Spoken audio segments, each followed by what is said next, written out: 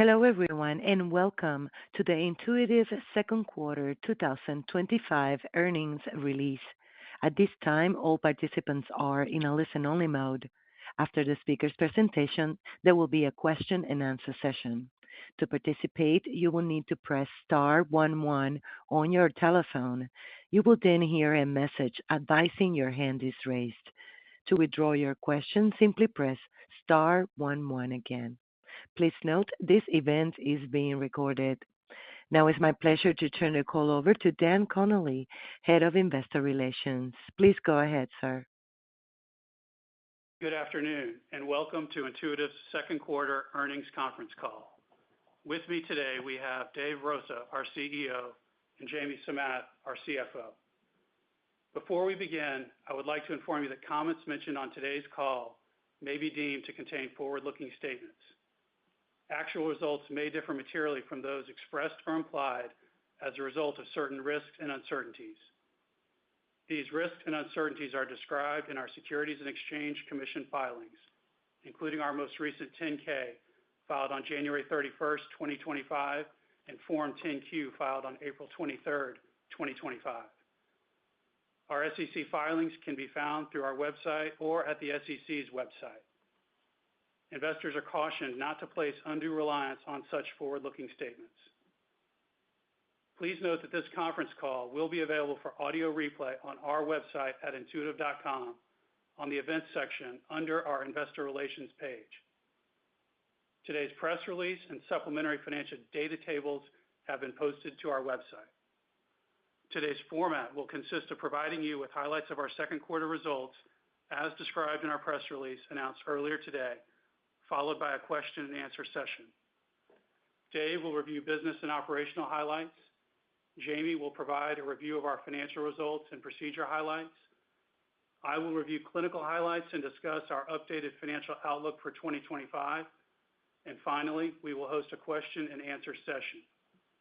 With that, I will turn it over to Dave. Good afternoon, and thank you for joining us today. Before we proceed, I'd like to take a moment to recognize and thank Gary Goodhart. As you know, after more than 15 years as Intuitive's CEO, Gary transitioned to Executive Chair of the Board earlier this month. It's been a privilege to work alongside Gary for nearly 30 years. We joined within a month of each other as engineers at what was a tiny California-based company in 1996, where a small group of us developed the first Da Vinci prototype.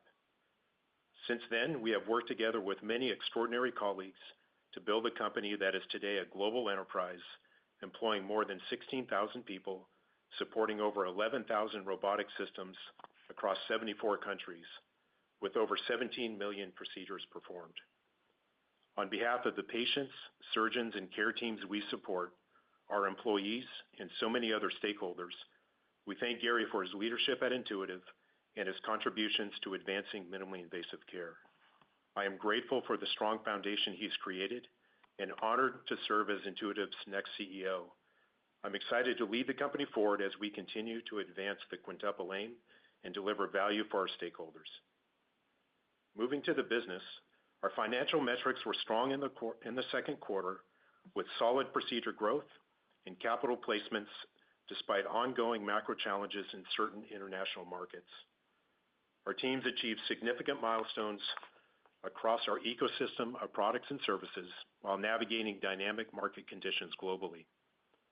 Our product operations teams continue to build capacity and deliver for our customers while optimizing production costs within our existing manufacturing and supply chain footprint. Our research and development efforts continue to build momentum in the quarter. Our newest platform, Da Vinci 5, is in broad launch in the United States and received clearances in Europe and Japan, where we will begin measured launches. We are pleased with customer feedback and adoption of our newer platforms and remain committed to supporting high-quality, minimally invasive care with a comprehensive and impactful product portfolio. Reviewing procedure performance, Da Vinci procedure growth in the quarter was 17%. Benign general surgery led U.S. procedure growth with a strong contribution from after-hours procedures, while international growth was led by non-urology procedures. Regional performance highlights included strength in India Korea, and distribution markets. Jamie will provide further details on procedure dynamics later in the call. Turning to capital, we placed 395 da Vinci systems, including 180 da Vinci 5 systems and 23 SP systems. Capital placements were strong in the U.S., while macro challenges in Japan, China, and Europe continued.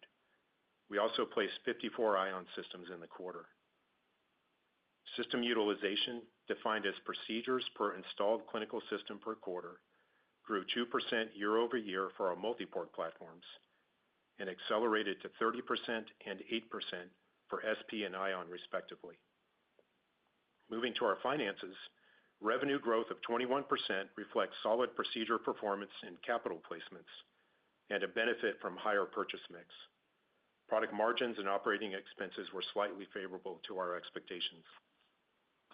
Turning to our multi-port business, da Vinci 5 has been an important addition to our robotic surgical system portfolio, with more than 100,000 procedures performed to date in what had been a measured U.S. launch.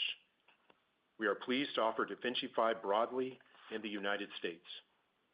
Commercialization in Europe and Japan will be measured as we work through additional clearances to fully enable the da Vinci 5 ecosystem.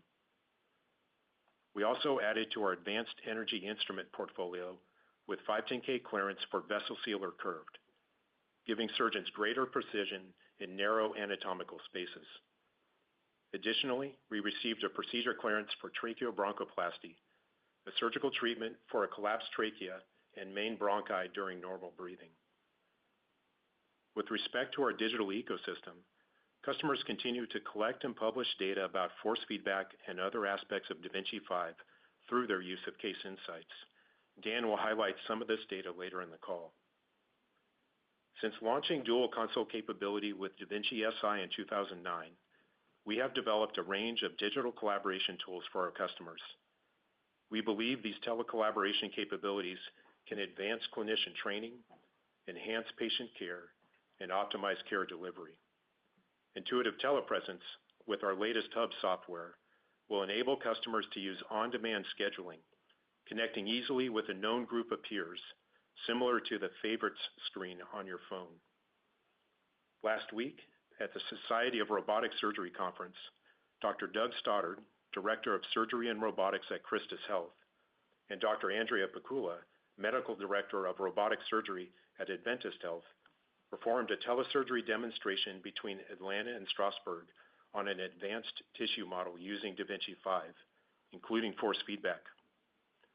While the long-term opportunity for telesurgery is potentially significant, we recognize that achieving safe, consistent adoption will require robust cybersecurity and privacy infrastructure, new workflows at hospitals, revised medical and legal policies, and appropriate business economics.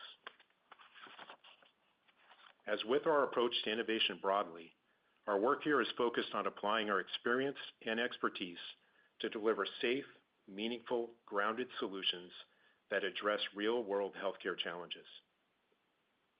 Turning to SP, procedure growth was strong at 88% year-over-year, with growth accelerating in Korea. We are still early in our European launch and are pleased with progress to date.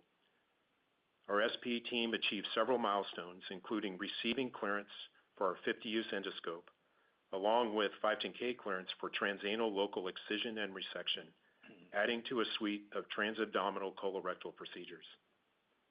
Our priorities for SP in the near term include additional indications in the U.S., expansion in international markets, enhancing core capability, and improving product costs. Moving to Ion, procedures grew 52% to approximately 35,000 in the quarter. We recently sold our first systems in Australia and Korea and performed our first commercial procedures. Our priorities for Ion in the near term are supporting utilization growth in the U.S., expansion in international markets, enhancing overall procedure workflow, and improving product costs. Over recent years, we have highlighted our investments in and focus on delivering for our customers across all aspects of our ecosystem at industrial scale. Customers around the globe rely on Intuitive for high-quality products and services and rock-solid supply continuity to ensure they can serve their patients safely, reliably, and effectively at volumes approaching 3 million patients per year globally. As has been the case throughout our 30-year history, we will continue to innovate across our instrument portfolio, as illustrated by the introduction of our force feedback and extended use instrumentation. Our work here is guided by a commitment to the quintuple aim, including patient safety, product quality and reliability, and informed by data from millions of procedures. We are aware that third parties have sought to offer products or services to healthcare providers that would modify some of our instruments to extend their use. As customers consider remanufactured instruments from third-party suppliers, we expect key areas such as safety, performance, quality, reliability, supply continuity, and pricing will be carefully evaluated and compared. Our strong belief is that high-quality instruments with consistent performance, broad operational support, and predictable supply chains provide the greatest value to our customers. In closing, we are committed to our 2025 priorities.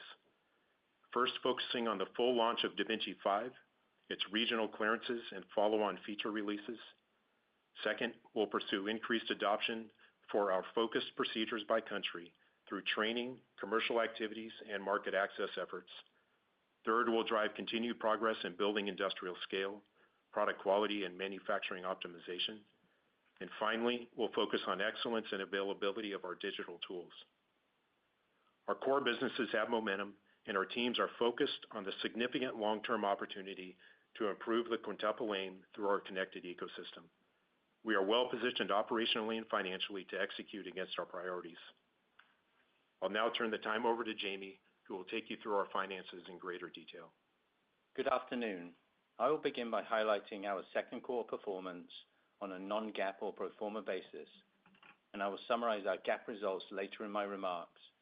A reconciliation between our pro forma and GAAP results is available on our website. Our second quarter financial results were strong. Revenue growth was 21%, pro forma operating margin was 39%, and pro forma earnings per share increased 23%. Our underlying core metrics were solid and as follows. Da Vinci procedures grew 17%. Our installed base of Da Vinci systems increased 14% to almost 10,500 systems globally, and average system utilization rose by 2%. Taking Da Vinci and Ion together, total procedure growth was 18%. Strength in Q2 financial results reflected a higher mix of systems purchased by customers as compared to last quarter and last year, and leverage of fixed costs. In the US, Da Vinci procedures grew 14%, driven by continued strength in benign general surgery, with notable growth in cholecystectomy and appendectomy, reflecting in part our partnership with customers to support growth in after-hours procedures. When considering the environment in the US, we recognize the potential impacts of fiscal policy to Medicaid recipients. There are approximately 70 to 80 million Americans covered through this program, for which uncertainty remains about whether some patients may lose coverage, how that plays through health systems, and what the ultimate impact might be. At this point, I would highlight the following. First, currently Intuitive's relative penetration is lower for patients covered by Medicaid as compared to all other types of coverage. Second, Medicaid patients tend to be a younger demographic as compared to the overall population. And third, to the extent that Intuitive can demonstrate an advantage clinically and economically, we believe we are in a position of relative strength. Outside the US, Da Vinci procedures grew 23%, with strong contributions from India, Korea, and distributor markets. Clinical performance in India has been driven by expansion of the installed base at greenfield accounts and adoption by surgeons across a broad set of surgical specialties. Strength in Korea procedure growth partly reflected a weaker comparison period given the impact of physician strikes last year. We also continue to see strong adoption and use of SP in Korea across a broad set of procedures. In China, procedure growth slightly exceeded the global average and continues to reflect the impact of a constrained and a competitive capital environment. Overall, outside the U.S., we observed robust growth across colorectal, benign general surgery, thoracic, kidney, and HPB procedures. The breadth of OUS procedure growth reflects our focus in supporting customer adoption beyond urology and is an ongoing opportunity for Intuitive to reach more patients. Turning to capital performance, we placed 395 systems in quarter two, a 16% increase from the 341 systems placed in the same quarter last year. Following our progression into U.S. broad launch of da Vinci 5 during Q2, we placed 180 da Vinci 5 systems, bringing the installed base to 689 systems. We saw 83 trade-in transactions in Q2, up from 21 a year ago, primarily driven by U.S. customers upgrading to da Vinci 5. While there are a number of customers expressing interest in upgrading to da Vinci 5, we expect trade-ins to occur over multiple years as customers assess its clinical and financial benefits. In the U.S., we placed 216 systems, up from 149 last year. Outside the U.S., we placed 179 systems compared to 192 last year. OUS placements included 73 systems in Europe, 15 in Japan, and 13 in China, compared to 71, 41, and 14 respectively last year. Performance in markets served by distributors has been strong in recent periods. In Q2, we placed 79 systems compared to 70 systems last year. Recent strength has been driven by growth in Brazil, Eastern Europe, and Southeast Asia, reflecting expansion into customers establishing their first robotic programs. Our capital performance outside the U.S. continues to be impacted by ongoing financial and budgetary pressures in Japan, China, and Europe. These pressures reflect government budget challenges and uncertainties over the trade environment. During the quarter, NHS England issued its 10-year plan to improve healthcare outcomes and associated priorities. We are encouraged to see a commitment to expanding access to robotic surgery as one of the key elements of the plan. However, we do not expect any positive impact this year from incremental NHS investments in robotics. Total revenue for the quarter was $2.44 billion, representing 21% growth over the prior year. On a constant currency basis, revenue growth was also 21%. Systems revenue increased 28%, reflecting lower lease rates, increased placements, and a higher mix of da Vinci 5 systems, which drove higher average selling prices. Recurring revenue also grew 21% and accounted for 85% of total revenue. Leasing represented 49% of Q2 placements, lower than 54% last year, primarily driven by a higher mix of placements with distributors, most of whom do not qualify to lease systems. While leasing rates may vary from quarter to quarter, we continue to expect a trend toward leasing to increase over time, driven primarily by a higher mix of leasing by OUS customers. The average selling price for systems was $1.5 million compared to $1.44 million last year, reflecting the increasing mix of da Vinci 5 systems, partially offset by a higher mix of trade-in transactions. Instrument and accessory revenue per procedure was approximately $1,800, relatively consistent with the prior year.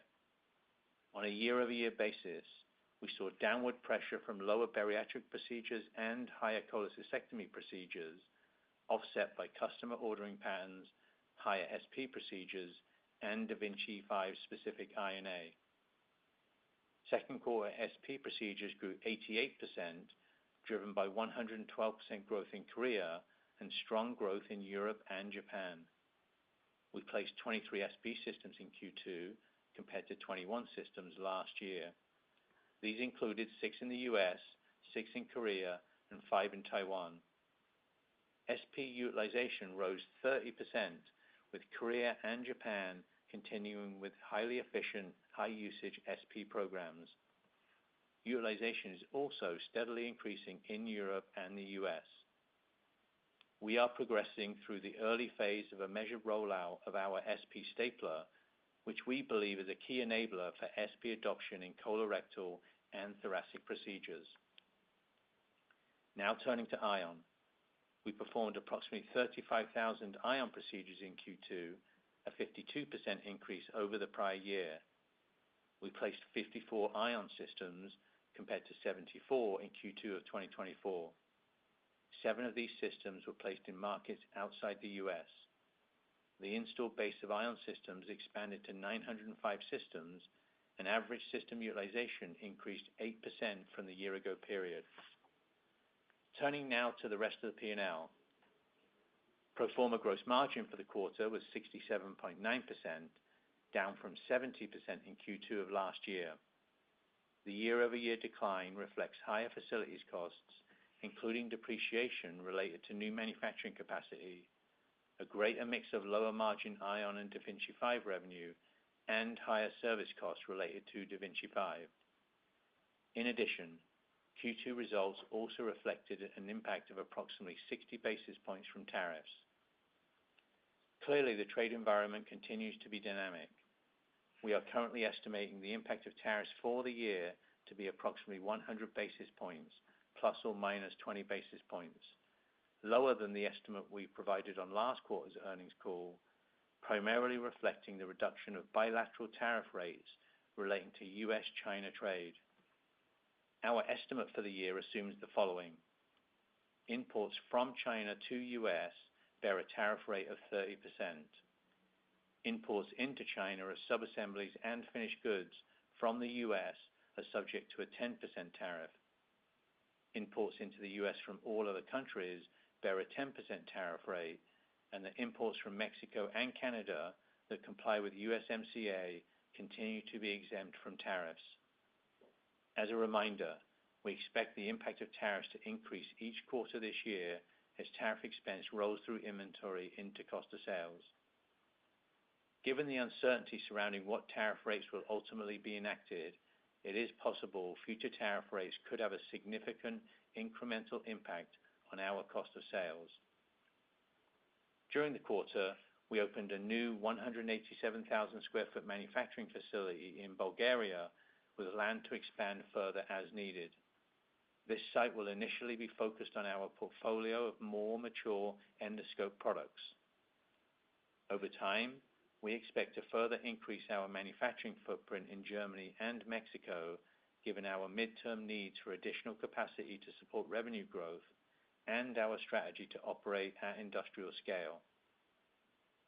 Second quarter pro forma operating expenses increased 9% year-over-year, driven by higher headcount and increased facility costs, including depreciation, partially offset by lower legal expenses. We added approximately 300 employees during the quarter, approximately half of whom were in manufacturing roles in support of customer demand. Pro forma other income was $93 million for the quarter, up from $91 million in the prior quarter, reflecting higher interest income. Our pro forma effective tax rate for Q2 was 22.7%, in line with our expectations. We are at the early stages of evaluating recent U.S. tax reform, and at this point, we do not anticipate a material impact to our 2025 tax rate. We are still evaluating potential impacts for 2026. Pro forma net income for the second quarter was $798 million, compared with $641 million last year. Pro forma earnings per share increased 23% year-over-year to $2.19 per share. Now turning to our GAAP results. GAAP net income for the quarter was $658 million, or $1.81 per share, compared to $527 million, or $1.46 per share in Q2 of last year. The differences between our pro forma and GAAP results are outlined and quantified on our website. We ended the quarter with $9.5 billion in cash and investments, up from $9.1 billion last quarter. The sequential increase was driven by operating cash flow, partially offset by stock repurchases of $181 million and $155 million in capital expenditures. During the quarter, we repurchased 350,000 shares at an average price of $518 per share. With that, I'll turn it over to Dan to discuss recent clinical publications and our outlook for 2025. Thank you, Jamie. Turning to the clinical side for our business, I'd like to share with you data from recent studies that we found notable. In addition to the specific data highlighted on this call, we encourage you to consider the wide body of evidence detailing these topics in published scientific studies over the years. This past June, in the Journal of the American Medical Association, or JAMA, Dr. Fang from Zhongjiang Hospital, Fudan University, on behalf of the investigator team, reported 3-year results from a randomized trial comparing robotic and laparoscopic surgery for middle and low rectal cancer. Known as the REAL study, this study examined local regional recurrence rates with more than 580 subjects in each of the robotic-assisted arm and laparoscopic arm. Recall, secondary short-term outcomes from this study were published in The Lancet Gastroenterology and Hematology in November 2022 and described on our earnings call in January 2023. That publication reported robotic-assisted surgery resulted in a better oncological quality of resection, less surgical trauma, and better postoperative recovery when compared to the laparoscopic approach. In the current JAMA publication, the primary outcome was the 3-year local regional recurrence rate, which was defined as any case of cancer recurrence in the pelvic or perineal area at 3 years after surgery. The authors reported that the robotic-assisted group demonstrated a 55% lower risk of local regional recurrence at 3 years compared to laparoscopy. The authors concluded, quote, "Compared with conventional laparoscopic surgery, robotic surgery significantly improved long-term oncological outcomes in patients with middle or low rectal cancer. With additional real-world clinical data and modern improved training programs for surgeons, robotic surgery could be the preferred choice for patients with middle or low rectal cancer," end quote. With the launch of the da Vinci 5 platform, we are starting to see evidence emerge that describes the value that new features such as force feedback technology and case insights may bring to minimally invasive surgery. At this month's Society of Robotic Surgery annual meeting, Dr. Leila Rashidi from Multicare Health System in Tacoma, Washington, presented data from her single surgeon experience. Dr. Rashidi analyzed relationships between clinical outcomes and objective performance indicators, or OPIs, such as the force measured during surgery using force feedback instruments. To conduct the study, Dr. Rashidi and colleagues used OPIs generated by Case Insights, an AI-enabled solution that combines surgical video with data from the da Vinci platform. Their analysis of 28 low anterior resection cases revealed that certain patient factors and OPIs were associated with the outcomes in these colorectal procedures. Specifically, higher forces, especially during the dissection phase of surgery and prior surgery, were associated with increased length of stay. The strongest predictor of length of stay was the percent of force time above 6.5 newtons. Dr. Rashidi and team concluded in part, quote, "This early DV5 experience demonstrates that patient factors and OPIs are associated with clinical outcomes in robotic-assisted low anterior resection. Advancements in the technologies integrated with robotic platforms can assist surgeons by identifying factors that predict complications and aiding the optimization of techniques for specific patients, ultimately supporting safer, gentler, and more precise surgery," end quote.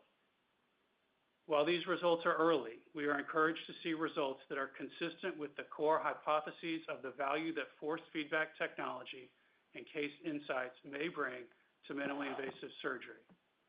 We continue to expect clinical evidence to build over the coming quarters and years. I will now turn to our updated financial guidance for 2025, starting with da Vinci procedures.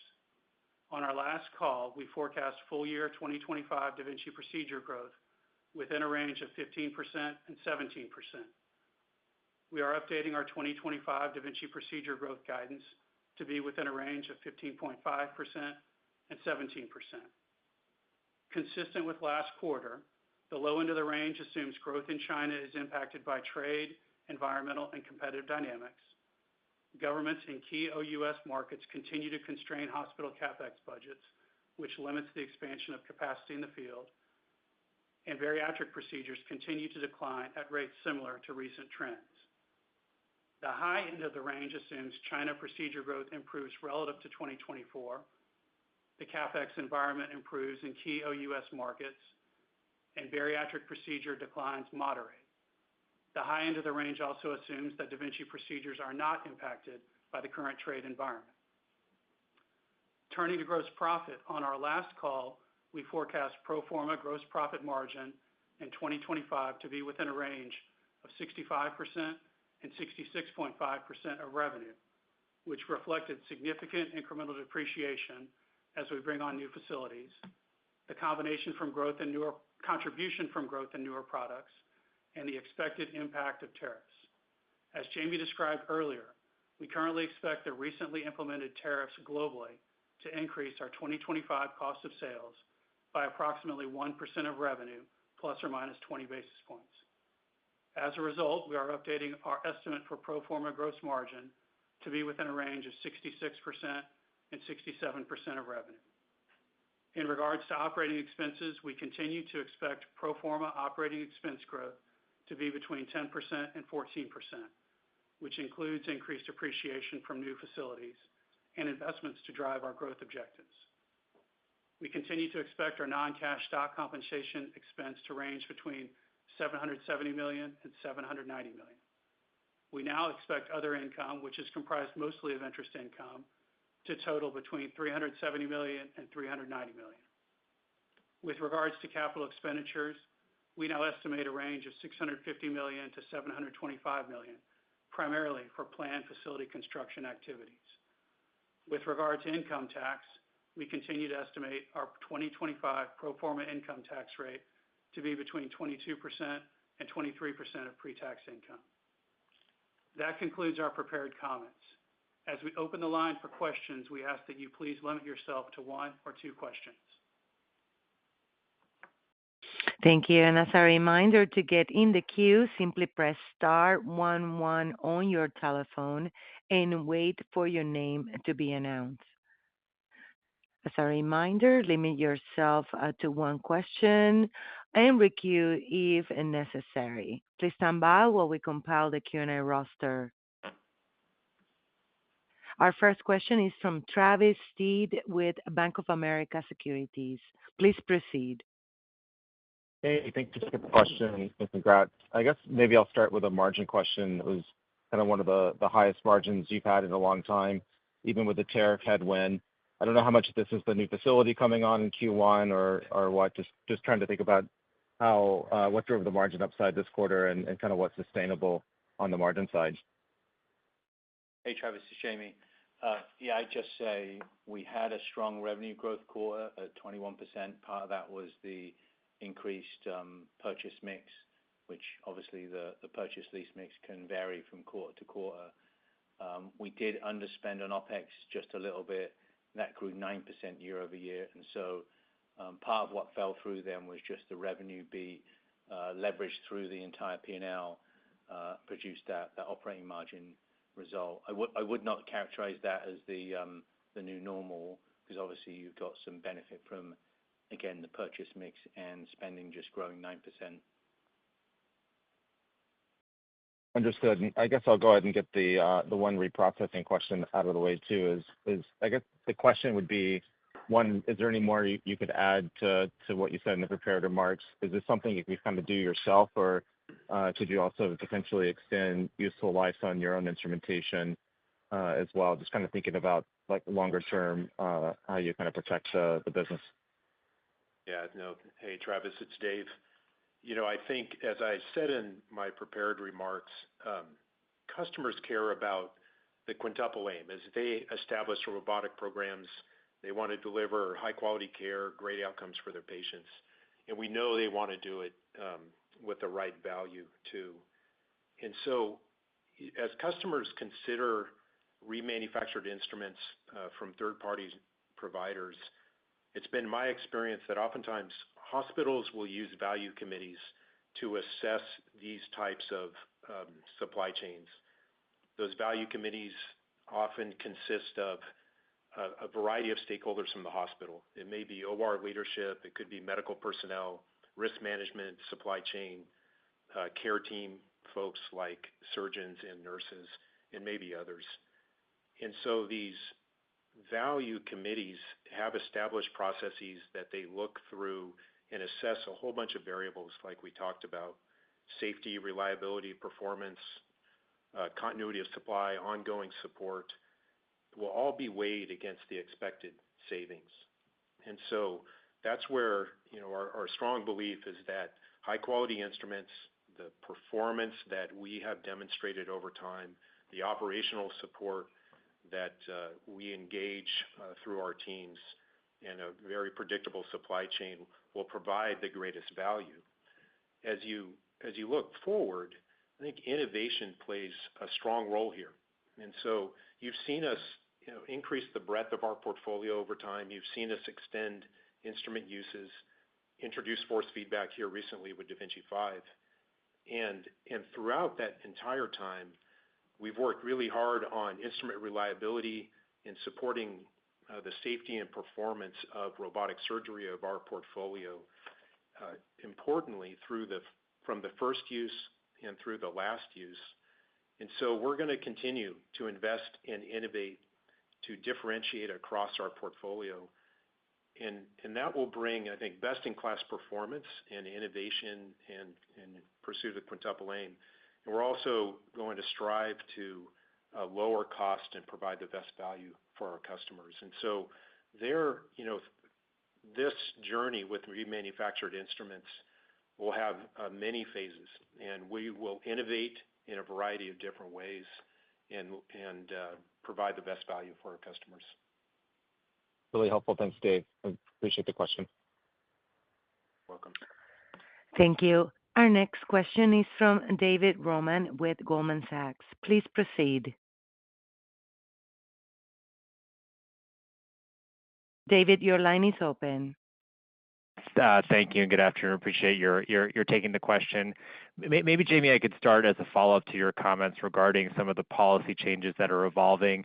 I think on the last quarter call, you and Gary had talked about the dynamic with the potential for risk around U.S. hospital CapEx spending, but at the same time, where Intuitive could be part of the solution. Tonight, you talked about the dynamic around the unfortunate potential loss of coverage for Medicaid patients and what that might do to the business. Can you maybe give us an update on your latest thinking on the capital side and how you're approaching those conversations as you think about aiding hospitals in their objectives to advance patient care? And then I had a follow-up on the force feedback study. Yeah, on Medicaid specifically, I think we would generally say it's too early to make any comments with respect to how U.S. hospitals are responding to that, at least based on our engagements with customers. We recognize that to the extent that hospitals experience lower admissions because patients lose coverage or they have less reimbursement, then of course that just creates incremental financial challenges for hospitals that they may need to respond to in terms of how they manage capital budgets or even operational budgets. So we're just acknowledging that and providing that some context with respect to our relative penetration relative to Medicaid. I do think that we have a growing number of engagements we have with customers, particularly in the U.S., relative to what we call customer hospital analytics, where we can look at their data from a clinical and economic perspective.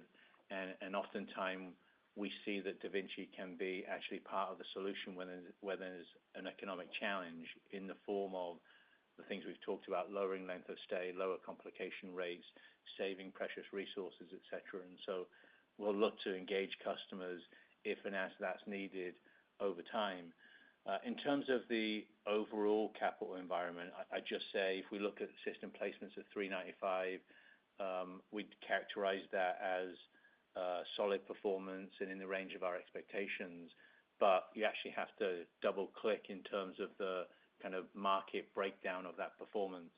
Placements in the U.S. grew 45%, reflecting the move into broad launch for da Vinci 5 in Q2, and strength and interest in da Vinci 5. And then we talked about Japan, which was down 26 systems year over year. Europe and China are essentially flat, and that's mostly to do with government budget deficits and conserving government spending, including impacts on healthcare. So I think we feel good about the U.S. and recognize some challenges internationally. In OUS customers, we do have some levers and opportunities. Many of those customers and markets experience lower levels of utilization, and we have tools, resources, and levers to help customers increase utilization to support procedure growth. We've refined some of our leasing models to more localize them in the past quarter that I think can help with alleviating the pressures that they face.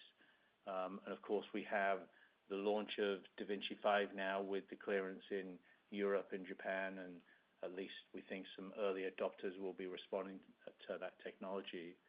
Finally, I'd say as we are able to drive trade-ins in the U.S., that then gives us the opportunity to add XIR to the portfolio, which can be attractive to OUS customers where they're cost sensitive.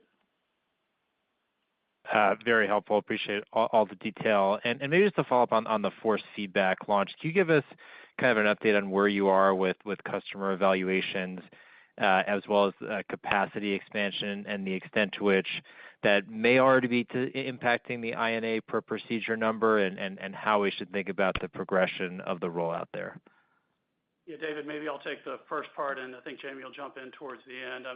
Just on the supply of force feedback instruments, we do expect that to be constrained through first quarter of next year. And I'd say more broadly, pleased with adoption thus far. The early feedback's been encouraging, particularly with case insights.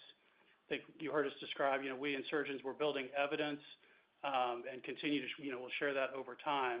And again, that evidence is mainly looking to demonstrate that force feedback can improve outcomes, and then separately, maybe quicken the learning curve for surgeons adopting robotics for the first time.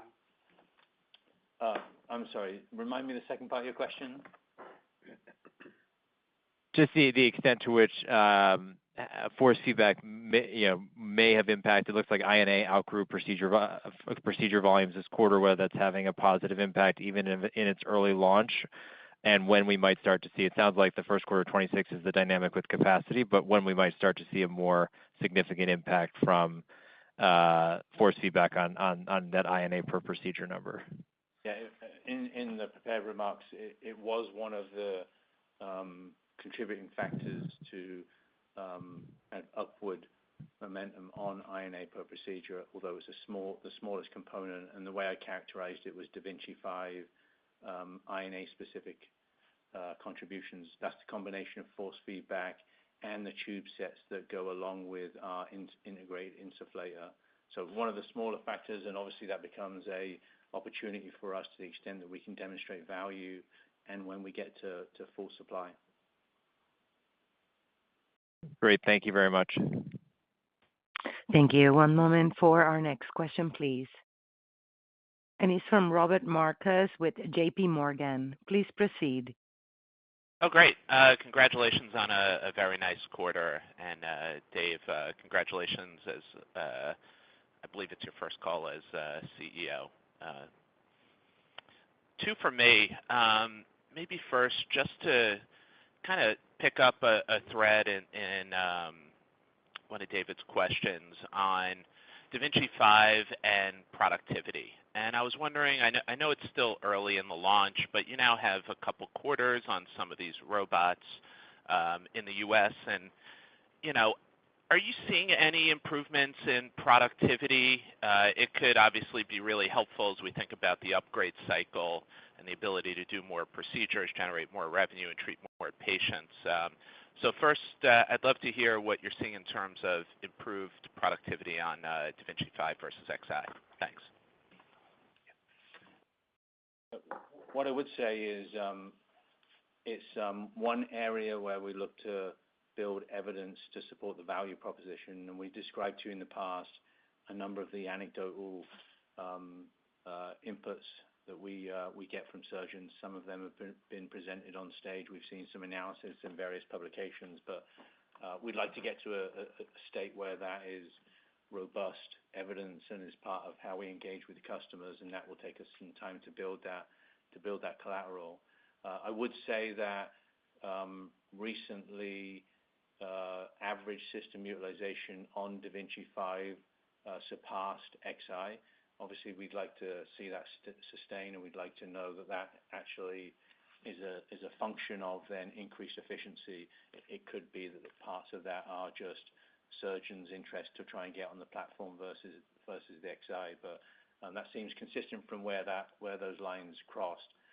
So I think that's an opportunity for us, but we have work to do to get to a level of evidence that's sufficiently robust that we can engage customers that way. And I just maybe let Dave make any additional comments that.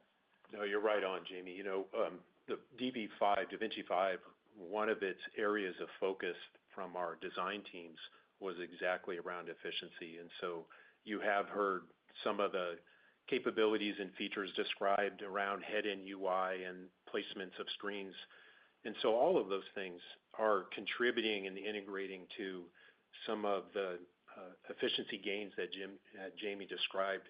And we have seen, we are tracking at individual institutions and individual surgeons, and you see, on short cases to longer cases, savings that can exceed 20%.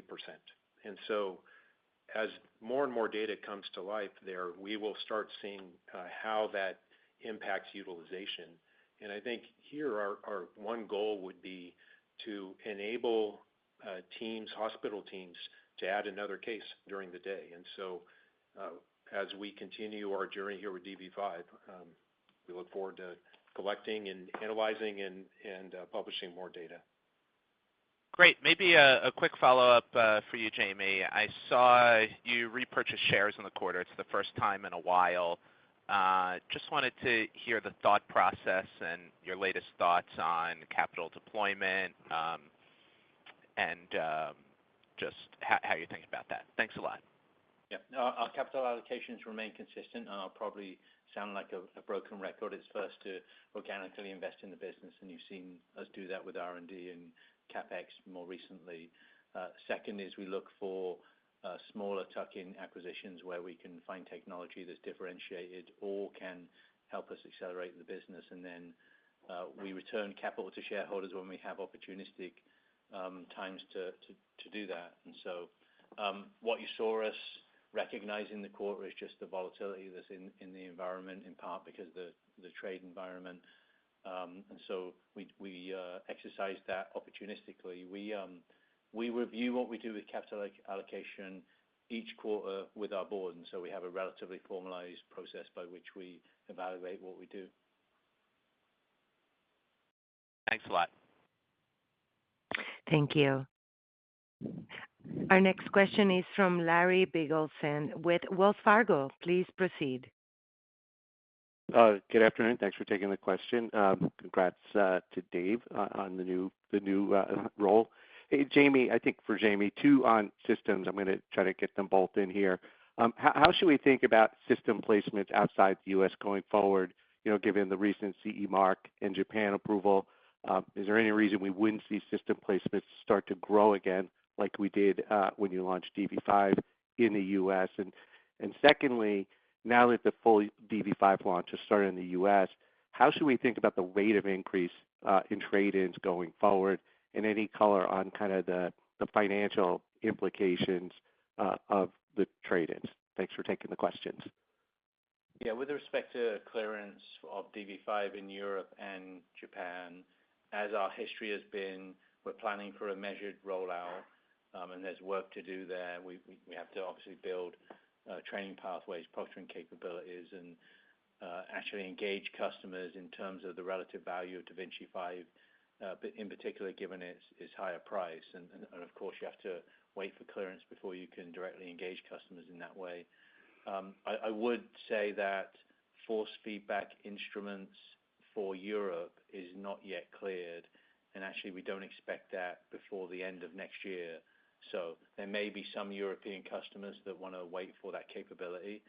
I would expect that, as we've seen in the US, there will be early adopter kinds of companies customers that will be interested in getting access to da Vinci 5 because of the effect to their program and the desires of their surgeons. But I would consider it to be a measured rollout through the second half, as we like to do that the right way with building the infrastructure that drives long-term success.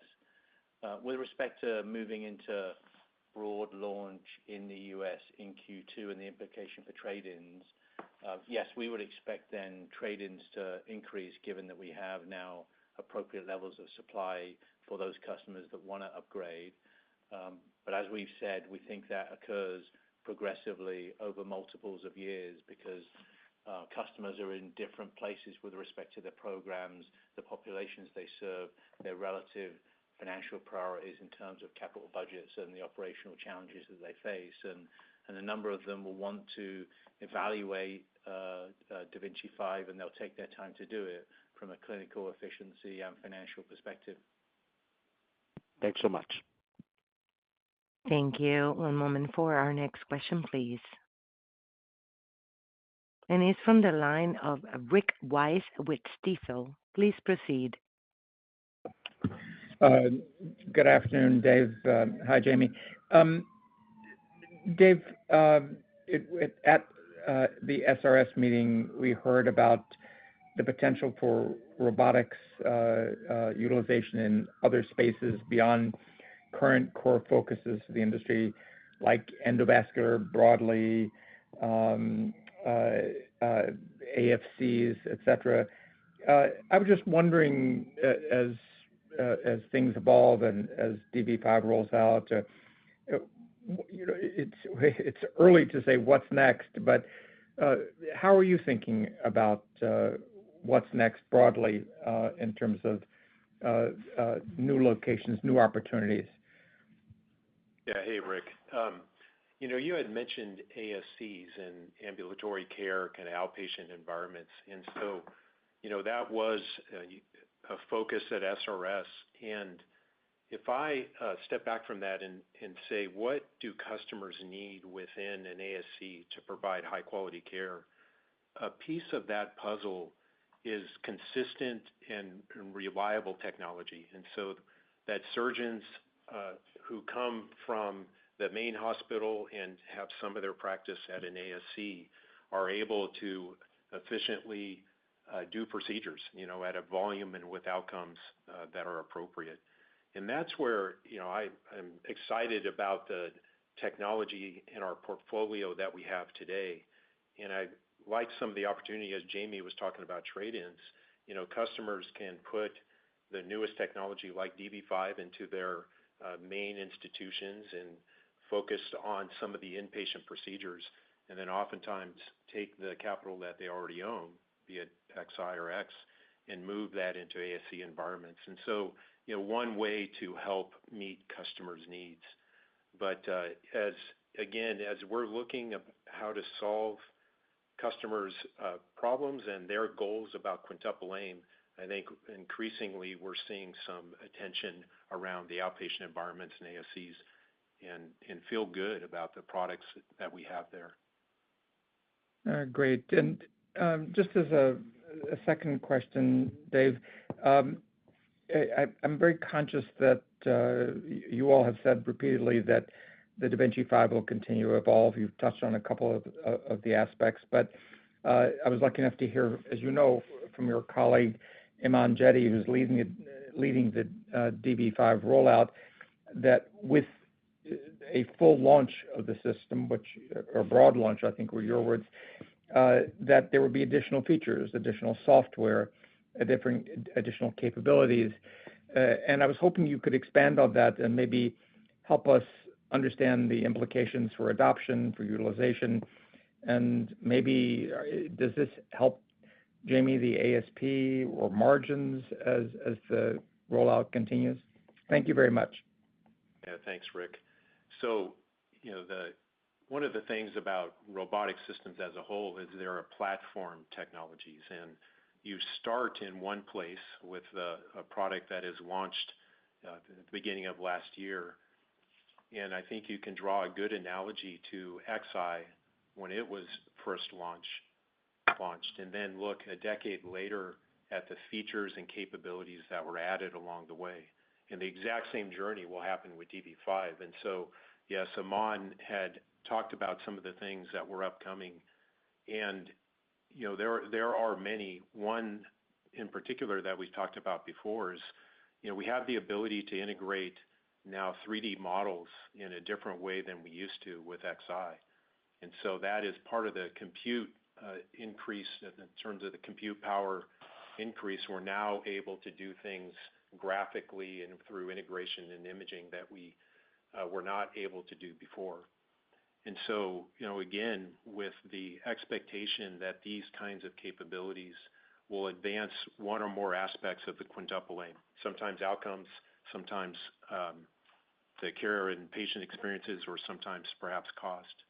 And so, I think as we look over the coming quarters and coming years, we'll keep you informed about the features and capabilities and instruments that will continue to be added to the platform, and excited about where it's going to take us. Rick, we have a roadmap of features to come over time. Some of them are committed, and some of them are obviously ideas that we'll explore and make conclusions on. I'd say most of those features to come, we won't directly charge for, but of course they then enhance the surgeon experience and the overall capability of the system. So in that sense, then, for customers that are looking at the price and maybe pausing on whether to make the incremental investment, as you increase actually the capability and feature set of the system, then it makes the likelihood of a sale for a customer that was waiting higher. There are some digital capabilities that we're considering charging for, and that's going to be a function of incremental value, and can we demonstrate that to the customer? Thank you Operator, again. I think we've got time for one more question. Thank you so much. One moment, please. And this question comes from Adam Maeder with Piper Sandler. Please proceed. Hi, good afternoon. Thank you for squeezing me in, and congrats on a nice quarter. I'll keep it to just one question. I did want to ask about the Curve Vessel Sealer, which recently got FDA approval. I've been seeing some buzz on LinkedIn and other sites. To just help us kind of better understand any potential impact from that device in the marketplace. Like, what is the benefit of the technology? Which procedures will utilize that device? And is there anything to call up from a pricing standpoint as it relates to INA per procedure? Thank you. Yeah, we're excited about that device. Its primary value prop is that it's quite a bit a slimmer profile than the existing vessel sealers that we have. It has a sealing indication for 7mm vessels, which is important. The tip of the instrument actually allows for better tissue manipulation. And so, of course, then it's best suited to those procedures that have narrow spaces in which the surgeon works. So that's thoracic, colorectal, hiatal hernia as examples. The way I would think about it is that it sets us up for the possibility, the probability that we can penetrate those procedures with advanced energy more fully than we would with the existing portfolio. And we'd also look as a value hypothesis that we'd also see higher stick rates from surgeons. And so it doesn't open up new procedures for us. It does have a minor impact to relative INA per procedure given the value prop, but it's really for us about having a greater degree of penetration and success in those procedures that need a narrow space for energy. Thanks, Jamie. Okay, that was our last question. Thank you for the questions. In closing, we continue to believe there's a substantial and durable opportunity to fundamentally improve surgery and acute interventions. Our teams continue to work closely with hospitals, physicians, and care teams in pursuit of what our customers have termed the quintuple aim: better and more predictable patient outcomes, better experiences for patients, better experiences for their care teams, lower total cost of care, and finally, increased access to care. We believe value creation in surgery and acute care is foundationally human. It flows from respect for and understanding of patients and care teams and their needs in their environment.